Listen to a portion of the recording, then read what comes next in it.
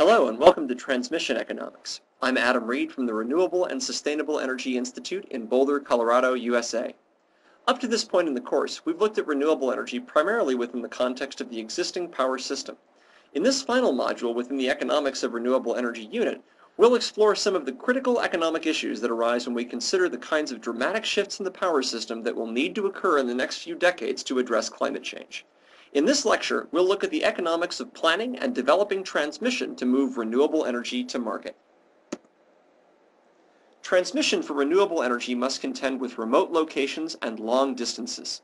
Smaller capacity lines cost more per megawatt of capability and lose more power along the way. Larger lines cost less and have lower losses, but are only economic if they are fully utilized. An underutilized transmission line will not be able to collect sufficient tariffs to pay for itself. Transmission serving renewables thus faces a planning dilemma. We can either use smaller lines, which will be fully utilized but cost more and have higher losses, or we can use large lines and hope that we can build enough generation for full utilization. In traditionally regulated utility systems, the utility must also convince regulators that the line is reasonable and necessary to serve customers.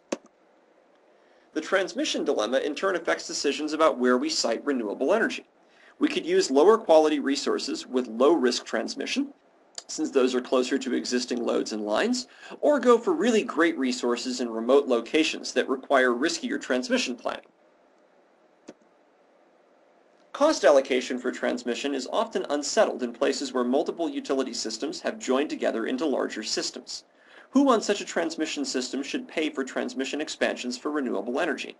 Under a socialized approach, which is used in Texas, all transmission users must bear the costs of all transmission expansions, which improve the reliability and reduce the costs of the system. Under a direct benefits approach, only those users benefited by the new resources pay for new transmission to serve renewables. In effect, this means the loads on the other end of the system that wanted to purchase the renewable energy to begin with. In a landmark case, the Seventh Circuit Court of the United States, based in Chicago, sided with the socialized approach. The Midwest Independent System Operator, or MISO, had built large-scale transmission projects for remote wind power in the Midwestern Plains and had allocated costs among all of its member utilities. Utilities in Illinois and Michigan sued, claiming that they could not be forced to pay for transmission that didn't directly serve their customers. The Seventh Circuit, in an opinion by noted jurist Judge Richard Posner, upheld MISO's plan. It appears that other system operators in the U.S. may soon follow suit, which will mean big things for transmission expansion related to renewable energy in many U.S. markets. Thank you for your attention.